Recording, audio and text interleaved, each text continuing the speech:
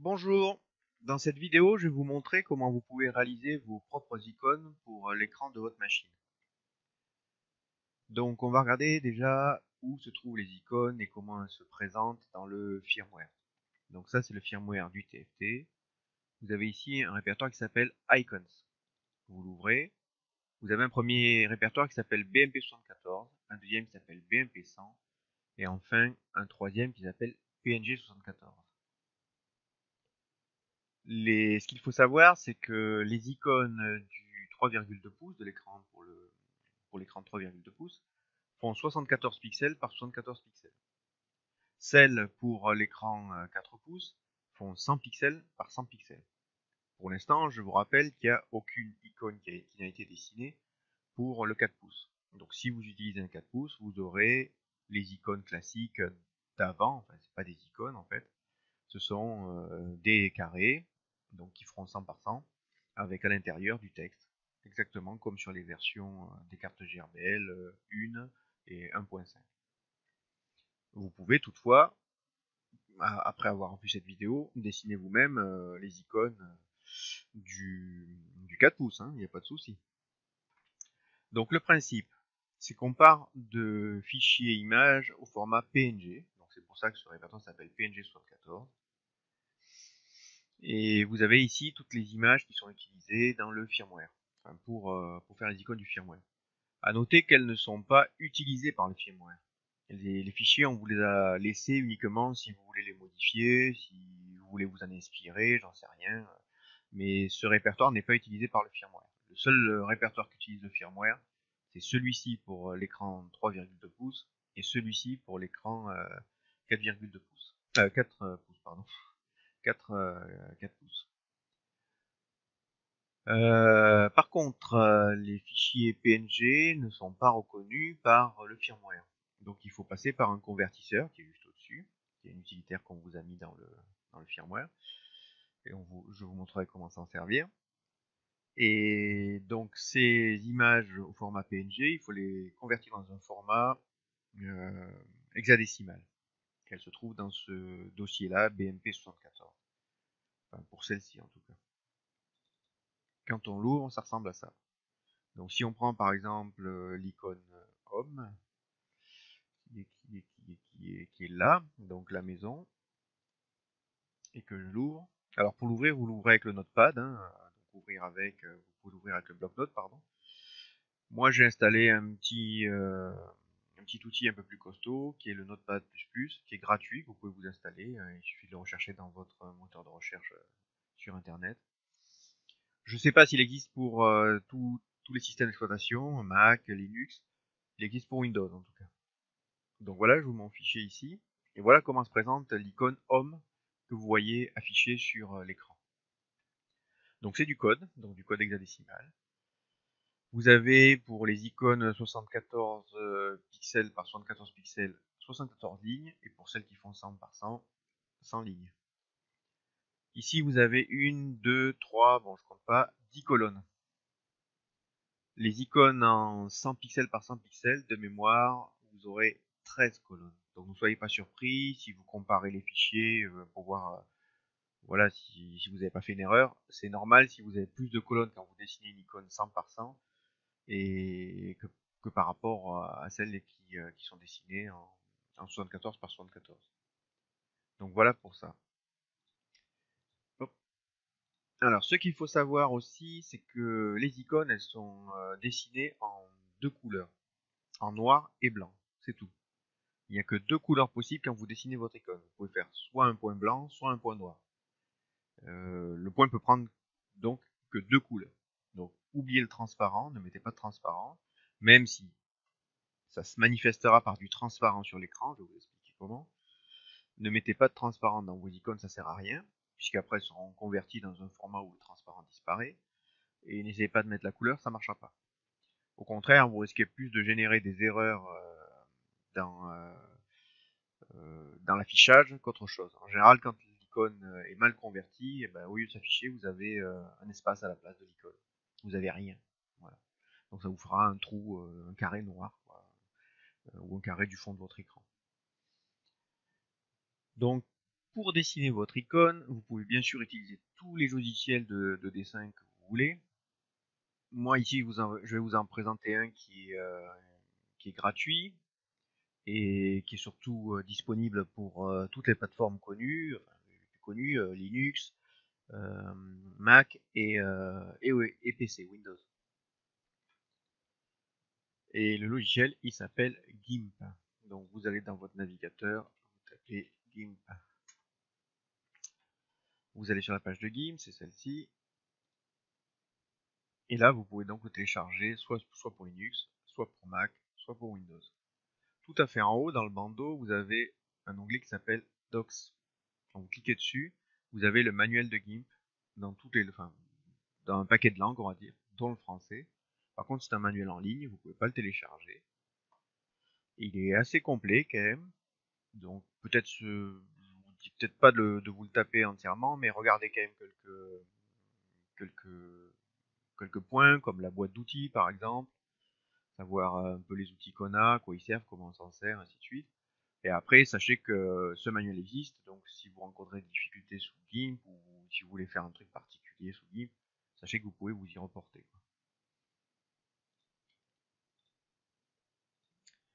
Voilà comment GIMP se présente à l'ouverture. Bon, moi je l'ai déjà un peu configuré, donc peut-être ça se présentera pas tout à fait pareil chez vous, mais bon, c'est ce principe-là. Si vous voulez créer une icône de zéro, c'est-à-dire que vous allez dessiner vraiment vous-même de A à Z, vous faites Fichier, Nouvelle image. Ici, vous allez choisir la taille de votre image, donc 74 par 74, ce sera une icône pour le 3,2 pouces.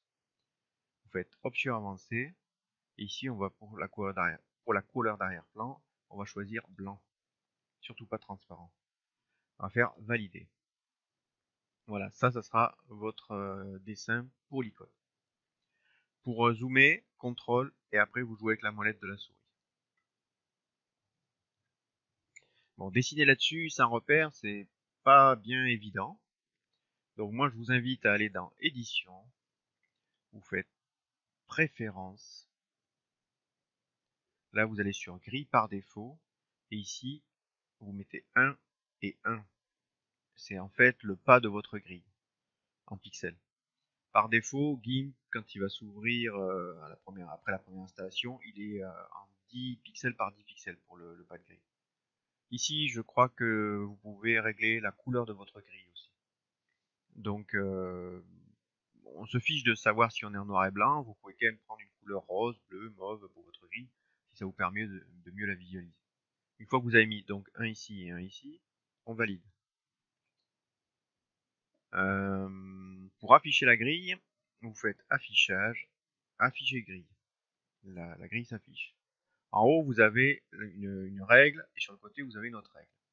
La règle, regardez, elle démarre à 0 et elle finit ici à 74. Donc on a bien 74 pixels ici. Même chose dans ce sens-là, elle démarre à 0 ici et elle finit à 74 là.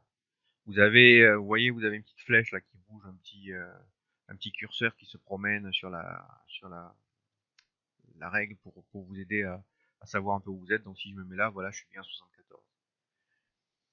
Bon, c'est quand même pas génial pour se repérer. Il y a une autre possibilité aussi de se placer des repères. On va prendre la règle, donc on se met sur Move toujours. On va prendre la règle et on va la décaler. Je crois qu'il le fait automatiquement en fait. Hein. Je crois que quand on clique sur la règle, automatiquement il sélectionne Move. Mais bon, pensez-y quand même, à voir. Moi, je suis pas un professionnel de GIMP. Hein. Je vous montre parce que je vous dis, il est gratuit puis il est valable. Enfin, il fonctionne sur les 3 plateformes les plus connues. Pareil, si vous voulez vous faire un repère horizontal, vous prenez la règle du haut et vous la faites glisser.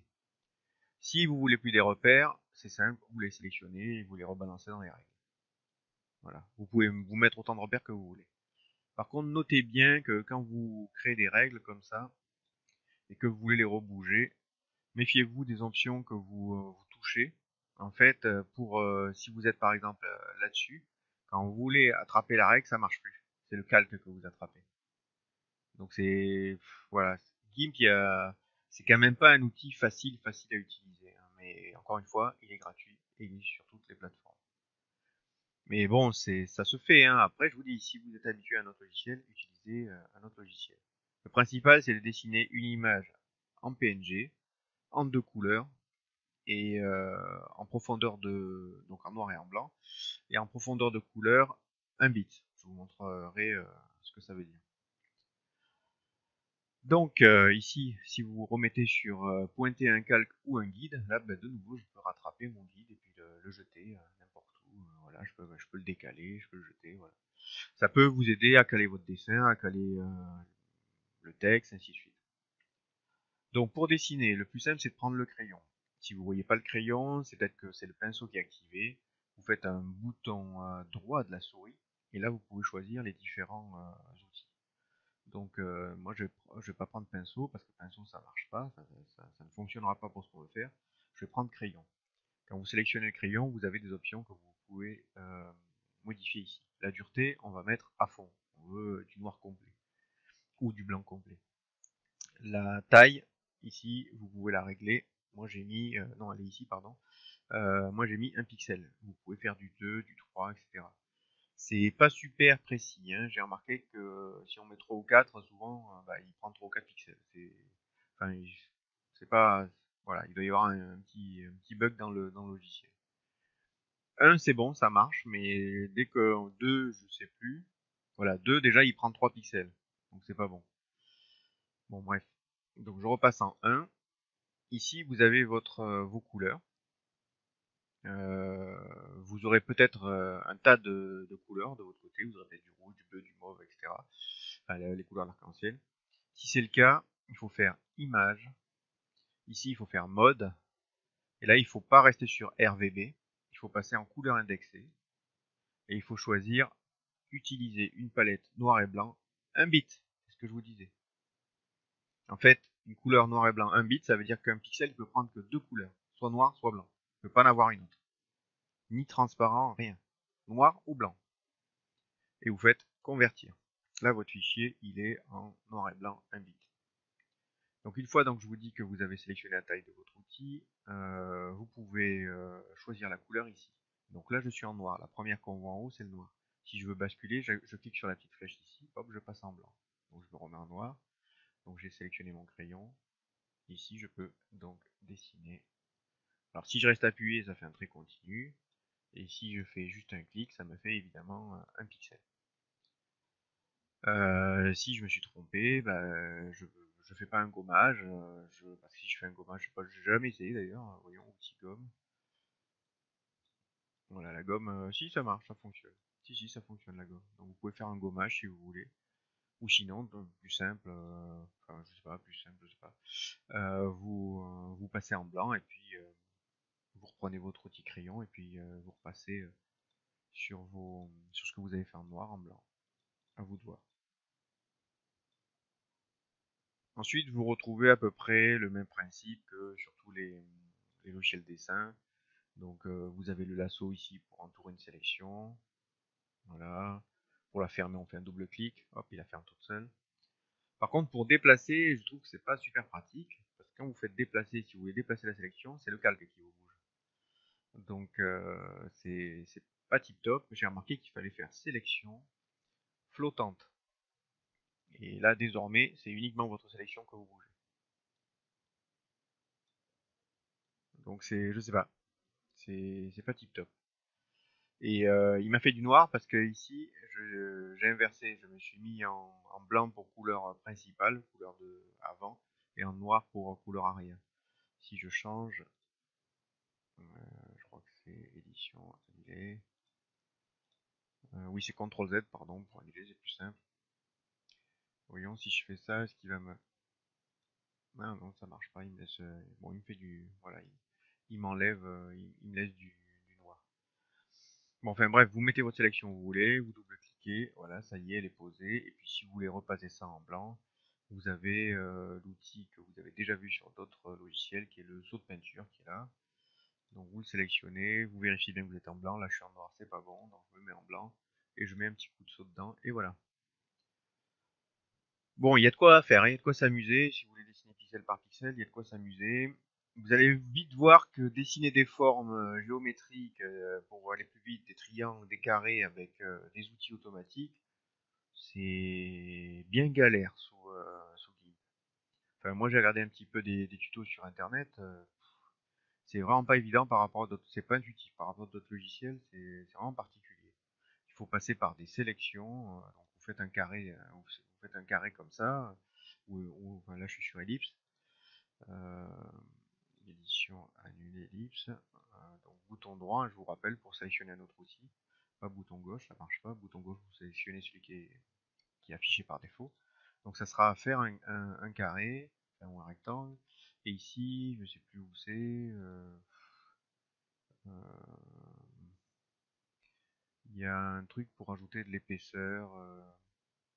Ajuster canevas, taille, échelle, rogner, découpage, fusion, outils peut-être. Non, je sais plus trop, je l'ai vu, mais j'ai vu la vidéo sur internet. En fait, on va rajouter un contour si vous voulez. On va faire une bordure. Ça s'appelle bordure l'outil d'ailleurs. Et je le vois pas. Alors après, peut-être que la version que j'ai, oui, si, voilà, bordure. Et donc là, vous pouvez définir une bordure. Donc celle-ci, elle va faire 5. Non, je veux qu'elle fasse 10. Allez hop, 10 pixels. Je veux pas qu'elle soit lisse. Je veux qu'elle soit en dur. Valider. Et donc voilà, il vous a fait une bordure. Bon, c'est pas génial, hein, mais on voit pas bien, mais voilà, il m'a fait une bordure de 10 pixels. Je vous rappelle que mon canevas là, il fait 74 par 74. Donc il a fait une bordure de 10 pixels par rapport à, à ma forme initiale. Et pareil, après, une fois que vous avez ça, vous pouvez la peindre. Donc, je sais pas, le seau en noir. Et par contre, vous pouvez pas, on est bien d'accord, vous pouvez pas cliquer là, hein. Vous pouvez cliquer que dans ce qui est sélectionné, hein. D'ailleurs, vous avez un petit sens interdit à côté du seau de peinture. Et là, ça marche. Là, vous avez l'icône avec la même icône qu'ici. Regardez bien. Alors que si je me mets là, j'ai le sens interdit. Enfin, oui, c'est pas un sens interdit, c'est le panneau interdiction. Voilà. Mais vous verrez que oui, si vous voulez faire un triangle, etc., un losange, c'est un peu la misère, quoi. Bon, enfin, bref, peu importe. Donc, je ferme ça, je l'enregistre pas. Si, je vais vous montrer quand même comment l'enregistrer une fois que vous avez terminé. Donc, une fois que vous avez terminé, vérifiez bien quand même que vous êtes toujours dans sélection à mettre aucune. Vérifiez bien que vous êtes toujours au niveau du mode, que vous êtes toujours en couleur indexée. Et donc en deux couleurs, ça vous pouvez pas vous tromper. Si vous êtes en couleur indexée, c'est bon. Et vous faites fichier, alors on fait pas un fichier enregistré, on fait pas un fichier enregistré sous. C'est une particularité de GIMP.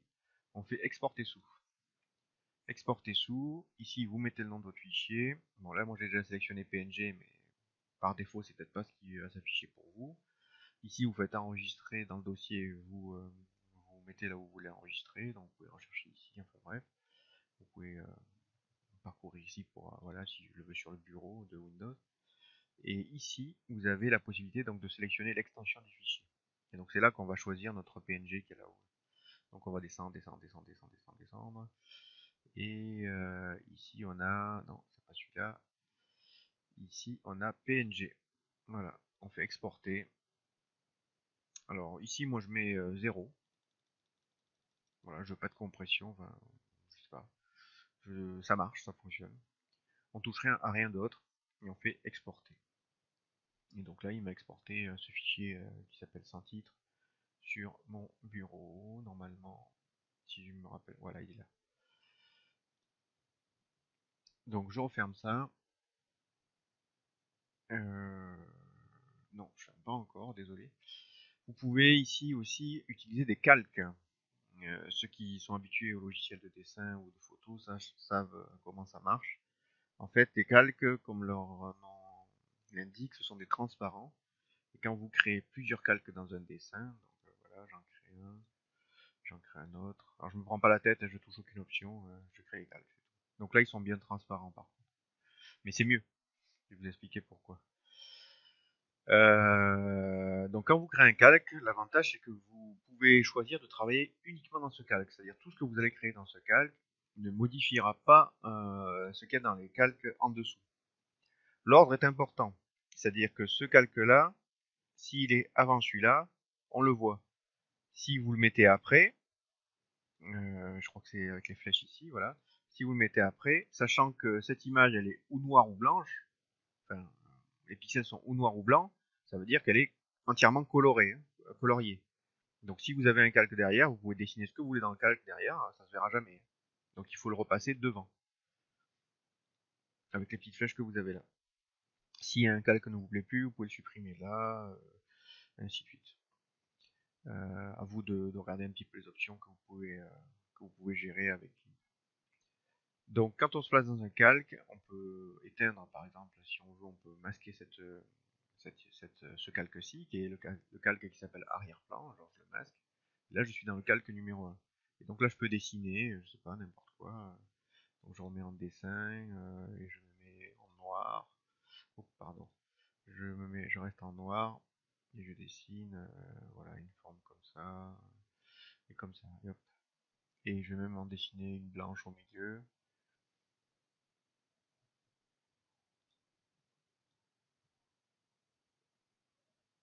Comme ça vous verrez mieux. Je vais la peindre en blanc, l'intérieur, le morceau de peinture est là. Voilà. Et donc maintenant si je raffiche mon arrière-plan, voilà ce qui se passe. En fait, le calque numéro 1 va se superposer à mon enfin mon calque qui s'appelle arrière-plan. Il pourrait y avoir X calques, hein.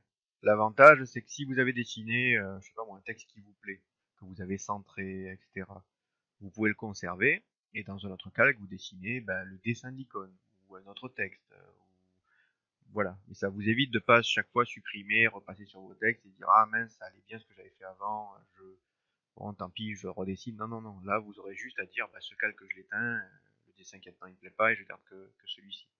Ou je le supprime carrément le calque dans lequel il y a le dessin qui me plaît pas. Par contre, une fois que vous avez fait ça, il faut pas directement enregistrer, exporter votre fichier en PNG, parce que le logiciel il va pas comprendre, le PNG ne gère pas les calques. Le format PNG ne gère pas les calques. Donc il faut fusionner tous ces calques ensemble. Méfiez-vous. Tant que vous êtes en transparent, en fond de transparence, ça va, puisque ce calque-là va se coller sur celui-ci. Mais si vous faites un fond tout blanc derrière ou tout noir, quand celui-ci qui est devant va se coller sur celui-là, le dessin que vous avez réalisé dans celui-ci, vous le verrez pas. Si votre image ici, enfin si votre calque ici il est entièrement noir, le fond est entièrement noir ou entièrement blanc, tout ce qu'il y a là va être exactement de la même couleur que ce calque-là. Alors que là, comme il est en transparent en fond, seuls les dessins que j'ai dessinés en noir et en blanc vont se superposer à cet arrière-plan, enfin ce calque arrière-plan. Donc pour les fusionner tous ensemble, de mémoire, on se place sur n'importe lequel et on fait fusionner les calques visibles. Donc ça signifie qu'il faut qu'il soit éclairé, c'est-à-dire qu'il faut que l'œil soit activé. Donc fusionner les calques visibles, ici, clac. Ça vous touchez pas, je crois, non, fusion. Et donc là, il m'a fusionné tous les calques en un seul. Et donc ça, c'est une seule image. Maintenant, c'est une seule image et je peux plus modifier mes calques, ils sont fusionnés.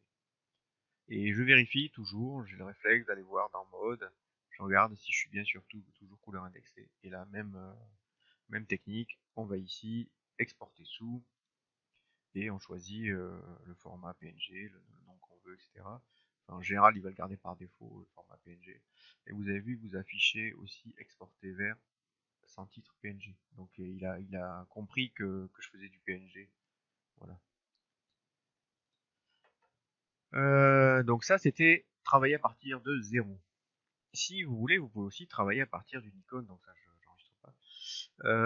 Vous pouvez travailler à partir d'une icône que j'ai déjà réalisée ou d'une image que vous trouverez sur internet, etc. Vous pouvez par exemple, en utilisant les calques, vous servir d'une image que vous trouvez sur internet.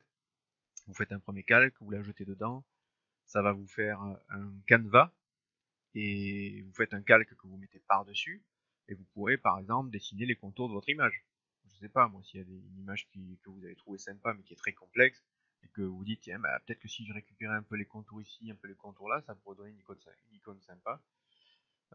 Ou les traits caractéristiques voilà, qui est au milieu, ça pourrait donner une icône sympa. C'est une solution aussi. Pensez bien qu'après, il faut bien virer votre calque qui sera votre canevas. C'est tout. Donc on va faire par exemple ouvrir en tant que calque. Et on va aller chercher quelque chose que j'ai déjà dessiné, qui est le bouton Home par exemple. Ouvrir. Par contre, je sais plus dans quel format je suis ici. Ouais, c'est bon, c'est bien 74 par 74. Donc un petit coup de contrôle pour avoir le zoom. Alors je peux rafficher ma grille, afficher la grille. Donc comme on l'a paramétré un pixel par un pixel, c'est pas la peine de le refaire à chaque fois. Par défaut, quand on va ouvrir le logiciel, la grille est en un pixel par un pixel. Et donc ici, je peux retravailler mon image, donc toujours avec mes outils, ou je peux, par exemple, me faire un calque que je vais mettre donc dessus. Par défaut, il se met dessus. Et puis je peux travailler dans ce calque et dessiner que les parties qui m'intéressent. Par exemple, moi je veux que mon home. Alors je fais tac, je le mets en noir et je dessine que mon home. Alors vous n'allez pas voir grand chose puisque je dessine noir sur noir. Là par contre vous pouvez vous mettre de la couleur éventuellement. C'est une astuce. Vous mettez n'importe quelle couleur. Valider. S'il veut bien la prendre, je sais pas s'il va la prendre. Si, il la prend. Donc je suis bien en crayon, oui. Enfin, il me semble qu'il la prend. Ouais, non, il veut pas. Non, non, il veut pas. Il prend que du noir. Non, non, il est bien qu'en deux couleurs. Donc, j'ai pas d'astuce à vous donner là-dessus. Ou alors, il faut convertir votre image en deux couleurs au dernier moment. Pour pouvoir disposer d'une palette un peu plus costaud, au moins avoir deux ou trois couleurs pour travailler, quoi. Parce qu'en fait, l'idée, c'était, voilà, je repasse ça en rouge. Comme ça, je vois ce que je fais, je vois comment je travaille. Ou en blanc, remarquez. Hein, on remarque que je dis des bêtises, on peut le repasser en blanc. En blanc, on verra. Voilà, en blanc. Donc mon calque il est dessus. Donc quand je vais dessiner, normalement, voilà, j'efface mon H. Bon, après, c'est pareil. L'embêtant, c'est que vous savez pas si vous dépassez. Mais bon, l'idée, donc, c'était si j'avais eu une couleur, ben, je repassais tout ça en rouge. Donc je voyais si je débordais sur mon fond d'écran. Alors je finis mon H juste. Voilà. Donc là, contrairement à ce qu'on croit, j'ai pas effacé hein, le H de home. Il est toujours hein, dans mon icône ici. Hein. Si je masque mon calque, le H il est toujours. On est bien d'accord, je vous ai dit, on ne travaille que dans le calque qu'on sélectionne. Donc si je fais ça maintenant, donc mon H est blanc. Ce que je peux faire, c'est le, trans pardon, le transformer en noir. Voilà. Et donc maintenant j'ai récupéré mon noir. Vous voyez le principe. Donc si on avait pu le mettre en rouge, ça aurait été plus simple pour travailler dans le calque. Et après on aurait pu prendre notre pot de peinture et transformer tout ce qu'on avait écrit en rouge en noir. Ou en blanc, enfin ce que vous vouliez en tout cas. Donc à savoir que donc voilà, j'ai éteint celui-là de calque. À savoir que donc là l'idée c'était pour vous parler de ce que j'expliquais tout à l'heure, c'était pour vous servir de mon bouton comme canevas, comme fond d'écran pour travailler. Quoi. Maintenant, vous pouvez directement travailler dans le bouton que j'ai créé, on est bien d'accord. Mais là, c'est juste pour vous montrer que si vous récupérez n'importe quelle image sur le net, vous pouvez voilà, faire les contours, récupérer des trucs qui vous paraissent voilà, importants pour que le rendu soit bien après sur l'écran, ainsi de suite. Donc, qu'est-ce que je voulais vous dire, Oui, ce qu'il faut savoir, c'est que tout ce que vous allez dessiner en noir va apparaître en couleur de fond d'écran sur votre écran TFT. Donc tout ce qui est en noir, là, ici, ça sera de la couleur du fond d'écran. Donc les coins là que vous avez, ils seront de la couleur du fond d'écran, le point, le home, etc. Tout ce qui est en blanc sera de la couleur par défaut verte. Et si vous avez choisi une autre couleur dans le firmware, dans config H avant de flasher, parce que vous voulez assortir les boutons de votre machine à la couleur des pièces en PLA de votre machine, je sais pas moi, du jaune, ça apparaîtra en vert par défaut ou en jaune si vous avez sélectionné jaune ou en rose ou en bleu, je sais pas moi, en rouge, ainsi de suite. Mais sachez que tout ce que vous dessinez en noir, c'est entre guillemets du transparent. En fait, c'est la couleur de votre fond d'écran. Donc on peut considérer que c'est du transparent. Mais je crois que j'ai fait le tour pour ça. Donc je me suis préparé de mon côté une icône. Donc ça je peux fermer. Je me suis préparé de mon côté donc une icône que j'ai mis ici, voilà. Donc ça c'est des icônes que j'avais déjà créées, je peux les supprimer. Ah oui, vous pouvez aussi agrandir les icônes que j'ai déjà créées. Alors ça rend plus ou moins bien. À mon avis, ça mérite un petit travail quand même, derrière. Donc je rouvre GIMP. Moi je pense qu'il faut. Il y en a certaines ça va très bien passer, mais il y en a qu'il faudra retoucher. Donc vous faites fichier, ouvrir, on va aller chercher un qui s'ouvre bien. Donc on va les prendre unlock. Unlock il n'était pas trop mal. Il rendait bien. Donc voilà, ça c'est le unlock en 74 par 74 pixels. Et si vous voulez l'agrandir pour le passer sur le 4 pouces par exemple, donc on va faire fichier, et c'est échelle et taille de l'image. Et là, ben, on va juste simplement saisir 100 pixels par 100 pixels. Et on fait... si, ah oui, là il faut aussi choisir aucune interpolation. Et on va faire mise à l'échelle. Voilà, là vous avez maintenant une icône si vous voulez vérifier. C'est ici. Mon icône elle fait 100 par 100. Par contre, vous voyez, bon, c'est pas génial, hein. Ça mériterait une petite reprise quand même, hein. Donc là, du point par point, on peut reprendre un petit peu, peut-être ici, je sais pas, on va faire un cercle un peu plus joli. Là, on voit bien qu'il y a pas le même arrondi que là, et que là, si, ceux-là sont identiques, mais là, on voit bien que c'est, voilà. Sachez qu'après, c'est le rendu de votre icône sur l'écran qui sera moins joli, quoi. Et puis là, bon, l'arrondi, il est pas génial. Là, autant sur les petites icônes, on peut comprendre que ça faisait quelques points par-ci par-là, mais là, si vous voulez faire un arrondi propre, je crois qu'il y aura un petit travail à faire quand même, hein. Enfin, je sais pas. À vous de voir. Mais oui, voilà. Ça serait génial hein, si on pouvait les agrandir. C'est pas pour ça hein, que je me presse pas pour faire les icônes du 4 pouces. C'est parce que je sais très bien qu'il va y avoir un travail faramineux encore derrière. Euh, et vous pouvez dessiner un vectoriel, ça marche pas non plus. Parce que c'est simple, hein, le vectoriel c'est le vectoriel, et là on est en mode pixel, donc c'est pas possible, hein, on peut pas convertir du vectoriel en mode pixel, c'est sans perte, c'est impossible. Quand vous convertissez du vectoriel en mode pixel, ce qu'il va faire, c'est qu'il va dire bon bah là, je dois tracer une ligne, mais ok, j'agrandis mon SVG, mon fichier SVG qui est du vectoriel, je l'agrandis et je le mets à l'échelle, mais là je me retrouve entre deux lignes de pixels, il faut que je choisisse. Alors est-ce que je mets celle-là en noir, celle-là en blanc, ou est-ce que allez hop, je mets celle-là en noir, mais je mets un petit peu de flou autour, donc je mets du gris, et là c'est cuit. Puisque je vous dis, il faut que ça soit en deux couleurs uniquement.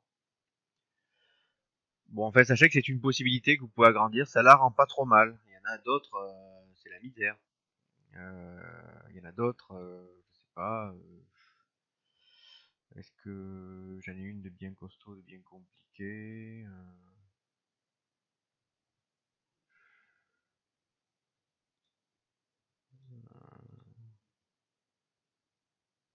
Ouais, celle-là doit être pas mal.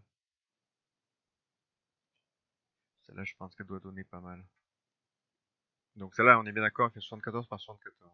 Je vais la passer en 100 et vous allez voir le massacre. Donc 100 pixels par 100 pixels, aucune mise à l'échelle. Et là, ouais, c'est du grand n'importe quoi. Là, il manque un morceau, là aussi. Là, c'est bon. Voilà, c'est là la flèche elle est double. En fait, c'est dégueulasse quand même, hein. Vous avez une meilleure résolution sur le 4 pouces, donc vous allez bien voir les défauts, hein. Enfin bon, bah c'est pareil, votre 2, il ressemble plus à rien, votre 3 non plus. Il faudrait repasser ça en noir. Oh, pardon. Il faudrait repasser ça en noir au moins, voilà, et ça en noir là, au moins ça quoi. Voilà, déjà c'est plus joli, ça rendra un peu mieux. Enfin bon, il y a quand même du boulot quoi. Là c'est pareil, ça fait des demi-points, des points, enfin le N il ressemble plus à rien. Bon, enfin, même l'outil qui est ici, il a pris une gifle. Donc c'est voilà, c'est pas si évident que ça. On peut travailler à partir de ça, hein, c'est pas non plus insurmontable comme travail, mais bon, ça veut dire qu'il faut toutes les retoucher une par une, carrément, une fois qu'on les a agrandies. Donc voilà, Ça c'était pour la partie GIMP. Alors on aime ou on n'aime pas. Après, libre à vous de vous trouver un logiciel qui vous convienne, ou peut-être vous en avez déjà un. Moi je vous montre un logiciel où je sais que il est, euh, il est gratuit et surtout il est disponible pour Linux, Mac et Windows, pour les trois plateformes. Voilà, donc pour la partie dessin de l'image. Maintenant je vais vous montrer comment convertir, une fois que vous avez donc enregistré votre PNG, comment le convertir au format hexadécimal. Donc pour convertir votre image au format hexadécimal, on va fermer ça. Alors j'en ai plusieurs ici, je vais convertir au pif, allez, l'enveloppe GRBL, là, un message GRBL, qui est déjà une icône existante, hein, mais c'est pour vous montrer le principe, et après je vous montrerai avec une autre pour mettre une icône, pour affecter une icône à un bouton personnalisé. Donc je supprime celle-là, elle ne me sert plus. Alors donc je veux convertir cette... non, j'ai fait une erreur. J'ai fait une erreur. Ça aurait été mieux que je le conserve, je vais vous montrer pourquoi. Euh,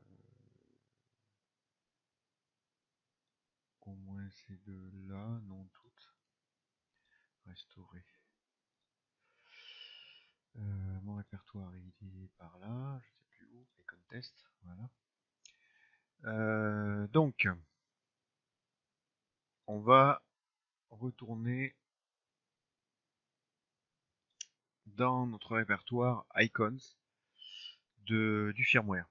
Je vous ai dit que dans ce répertoire-là, il y avait un petit utilitaire qui va nous servir à convertir les images. C'est celui-ci. On va le démarrer. On va faire File, Open, et on va aller chercher les PNG qu'on a créés. Donc je vais tous les prendre, sauf celui-ci. Celui-ci n'existe pas hein, dans le firmware. Cette icône-là n'existe pas. Je la garde pour vous montrer, je vous dis autre chose. Donc on va faire ouvrir. Donc là, il nous a ouvert tous les fichiers PNG que j'ai sélectionnés. Ici, on va faire Options, Conversion. Ici, on va bien vérifier qu'on est sur monochrome. Si à l'ouverture, vous n'êtes pas sur monochrome, vous mettez sur monochrome. Vous touchez rien d'autre ici. Vous touchez rien là-dedans. Vous allez vous rendre dans Templates. Ici, vous vérifiez que vous êtes sur Icon monochrome. .tmpl. Alors ce fichier-là, icon underscore monochrome.tmpl, il se trouve, si vous regardez bien, je sais pas si voilà, il se trouve dans le fameux répertoire qui contient le convertisseur. C'est MS-Trans qui vous l'a créé, c'est pour vous aider, pour pouvoir faciliter la création automatique des, on va dire des fichiers qui vont bien au format hexadécimal pour l'écran.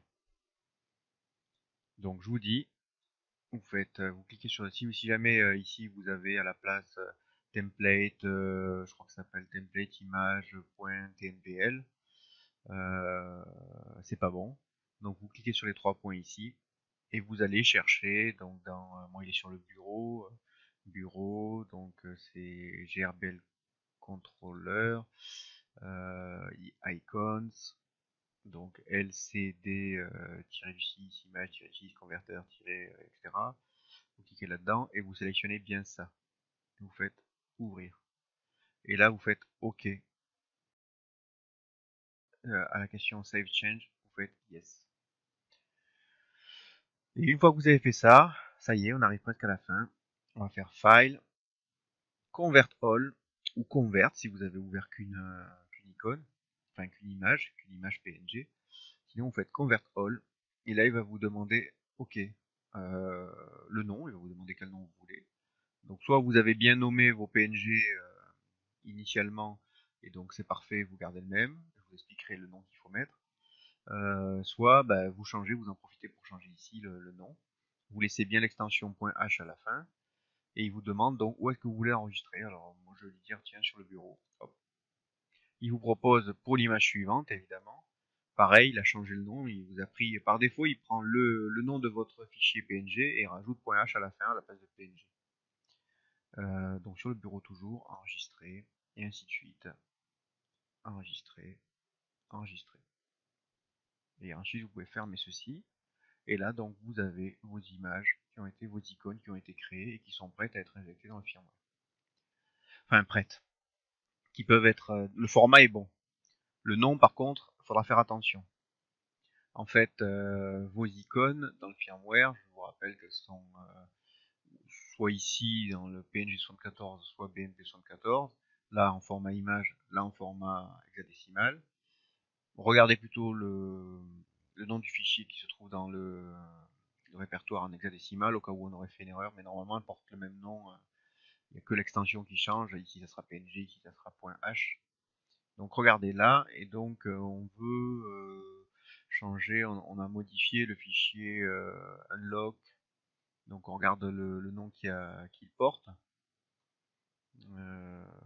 Unlock, il s'appelle unlock underscore button, donc celui-ci c'est bon, on change pas, ainsi de suite. Vous regardez si tous les boutons correspondent, si tous les noms correspondent aux boutons que vous voulez changer dans le firmware. Pour mieux visualiser, normalement je vous dis, je pense que pour le... Non, je pense qu'on n'a pas fait d'erreur. Donc pour visualiser, le plus simple c'est ouvrir le répertoire PNG 74 et là vous avez exactement le même nom des fichiers qu'on a donnés. Les noms de ces fichiers là sont exactement les mêmes que ceux qu'on a donnés aux icônes au format hexadécimal du firmware. Donc au moins voilà, vous dites ah ben moi c'est Home que je voudrais remplacer, elle s'appelle comment? Ah ben celle-là ça va, c'est simple, elle s'appelle Home Button, donc ok. Mais il y en a d'autres, c'est pas évident. Hein. Celle-là, par exemple, elle s'appelle pas Fraise en train de travailler ou je sais pas quoi, ou Working Spindle, elle s'appelle Résume.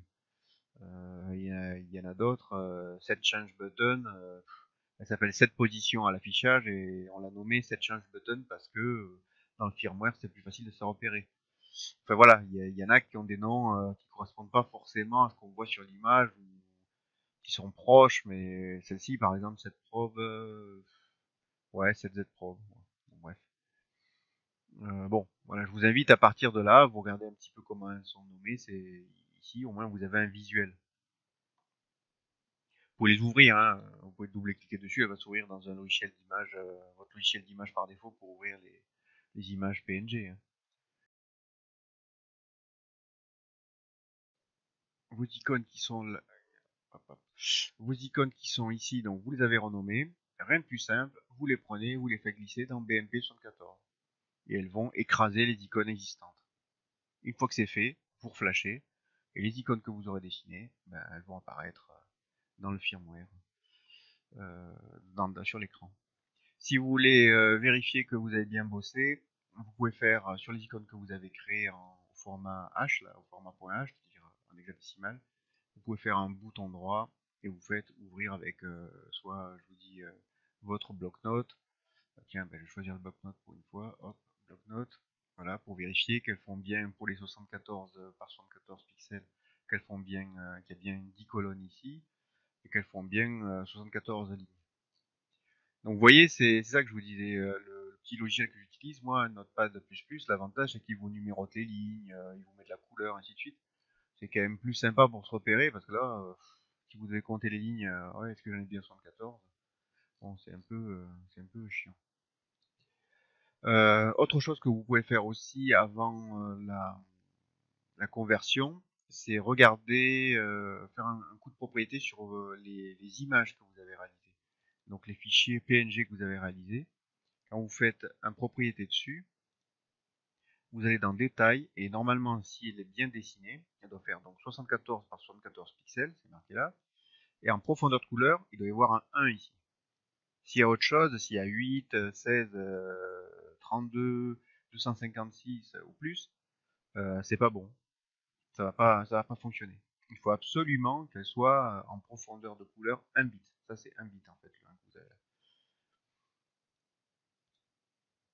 Donc ça c'était pour si vous voulez modifier les icônes par défaut, on va dire, qu'il y a dans le firmware. Si maintenant vous voulez créer des boutons personnalisés, MS-Trans vous a prévu la possibilité de, en plus de créer vos boutons personnalisés, de pouvoir leur attribuer une icône.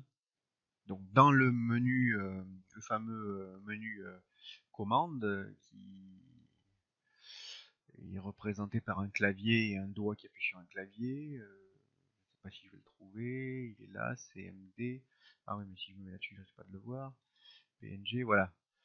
Quand vous allez appuyer sur cette icône-là sur l'écran, vous accédez à vos commandes personnalisées, à vos boutons de commande personnalisés. Alors, je sais pas, ça peut être Z-Prop, ça peut être spindle on, spindle off, laser, ce que vous aurez créé comme commande, GoTo Origin, enfin, j'en sais rien.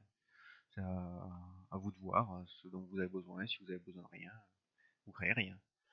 Donc, le principe est le même qu'avant. Je crois que j'ai fait un fichier ici. Voilà.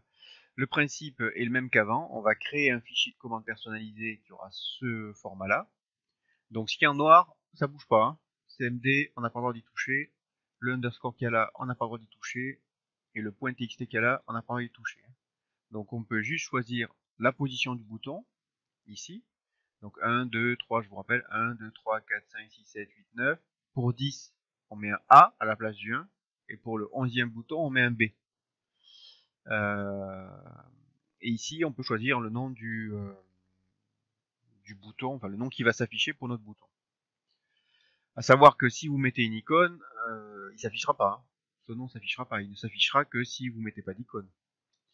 Maintenant, si vous mettez une icône, c'est votre icône qui va s'afficher à la place d'un bouton carré avec juste marqué Z-Probe à l'intérieur. Enfin, d'un carré avec juste marqué Z-Probe à l'intérieur. Mais il faut quand même donc créer ce fichier-là, qui va contenir vos commandes. Hein,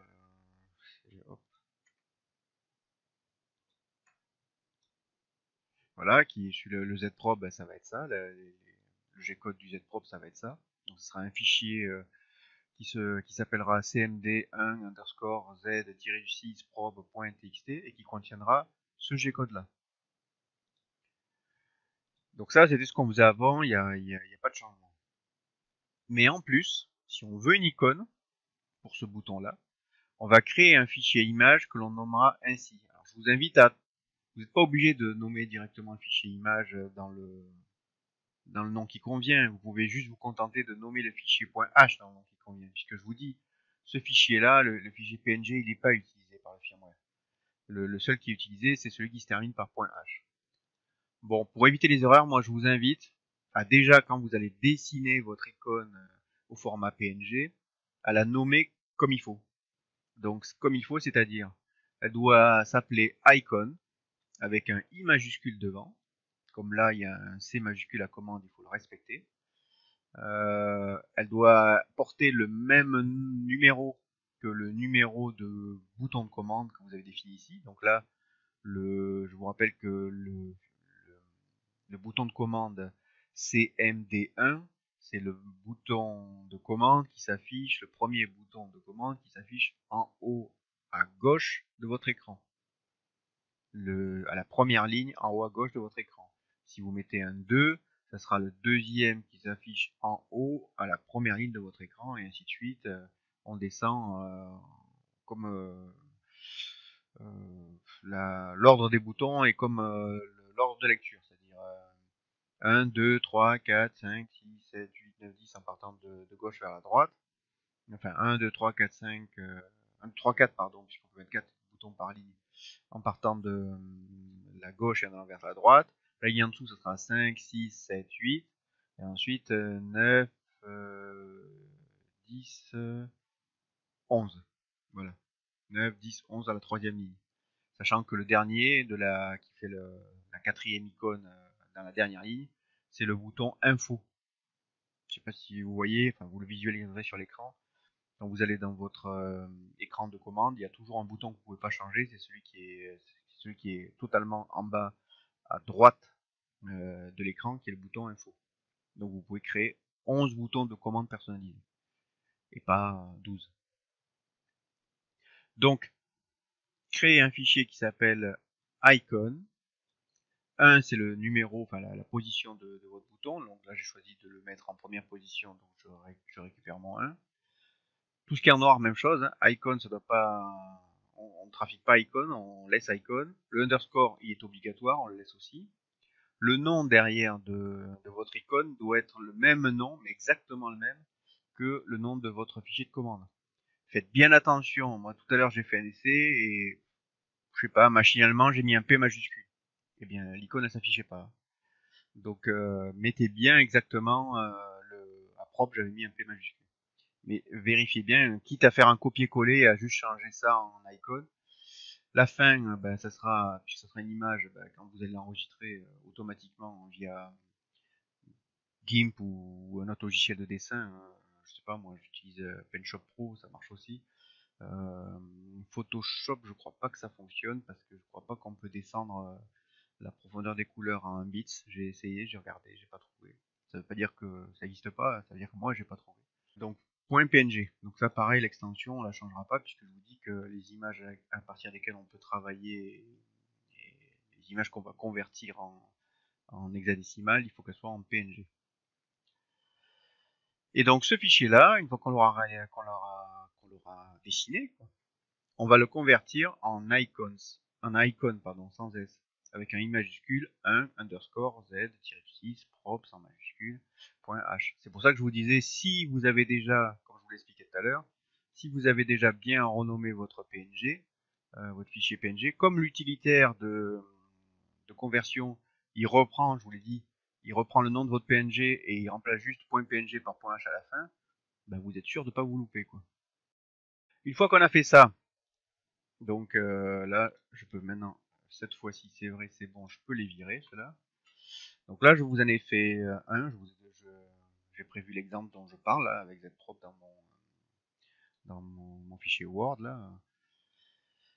Donc j'ai créé donc mon fichier commande, enfin cmd1 underscore, etc., qui finit par .txt à la fin, ça change pas par rapport à ce qu'on faisait pour les GRBL version 1.0 et 1.5.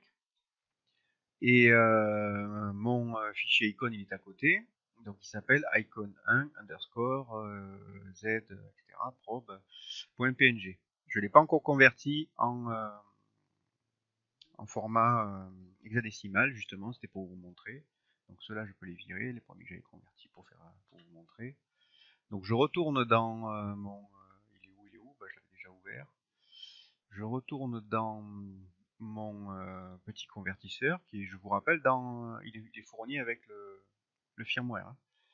Donc je retourne dans mon convertisseur, je l'ouvre, je vais chercher mon image, open, donc c'est celle-ci, ouvrir. Je vérifie quand même, je mets un petit coup de conversion, la option conversion, je vérifie que je suis bien en monochrome, c'est bon, je suis en monochrome ici. Je vérifie qu'ici j'ai bon le bon template, c'est le modèle. Donc j'ai bien le bon modèle, icon underscore monochrome, je suis bien dans le répertoire qui contient le petit outil de conversion. Je peux fermer. Et ici, comme tout à l'heure, donc là comme j'en ai qu'une, je vais faire convert.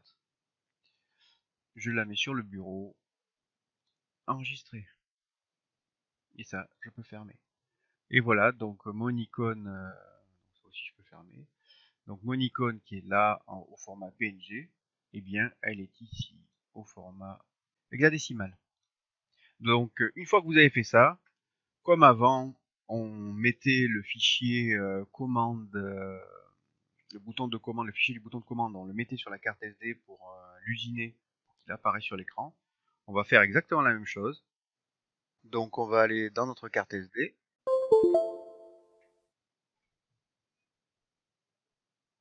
Voilà, donc on va aller dans sa carte SD qui est là. Et on va copier notre fichier commande.txt et notre fichier icône.h. On va le copier sur notre carte SD. On peut le copier n'importe où. On peut même créer des répertoires, sous-répertoires, etc. et le copier à l'intérieur, enfin, et copier les fichiers intérieurs, à condition que les deux fichiers se retrouvent dans le même répertoire. Donc, soit vous les mettez tous les deux à la racine. Donc, on fait ça. Copier, là. Hop, copier ici. Ou soit, si vous voulez vous organiser différemment, vous faites, je sais pas moi, un nouveau dossier, mes boutons commande, on va mettre CMD hein, pour faire plus court, ou bouton de commande, on va faire encore plus court. Voilà, bouton de commande. Donc vous pouvez tout à fait prendre ces deux fichiers et les mettre là-dedans. Ensuite, une fois que vous avez fait ça, vous prenez votre carte SD, vous la mettez sur votre derrière votre écran. Vous pouvez faire exactement la même chose avec la micro SD si vous avez une micro SD sur la carte GRBL, hein, c'est exactement pareil. Une fois que vous avez mis vos fichiers sur votre carte SD, vous prenez votre carte SD, vous la mettez sur votre micro SD, vous la mettez sur votre machine et vous démarrez votre machine, vous faites fraiser ou usiner comme vous voulez et vous allez chercher uniquement le fichier commande. Vous allez usiner uniquement le fichier de bouton de commande.txt. Une fois que c'est fait, si vous faites un coup de info, vous allez voir que sur l'écran vous allez lire CMD créé, je crois, si je ne me gourre pas, si vous êtes en français, ou CMD created si vous êtes en anglais.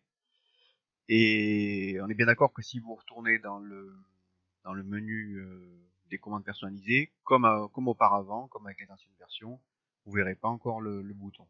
Ce qu'il faut faire, on éteint la machine, on la rallume, et là quand vous allez aller dans le menu des boutons personnalisés, vous allez trouver, normalement, si vous avez bien bossé, vous allez trouver votre icône, cette icône-là là, que vous avez dessinée. Vous allez trouver donc cette icône-là dans le bouton, dans l'écran commande. Et si vous appuyez dessus, normalement, il doit vous exécuter le G-code que vous avez programmé.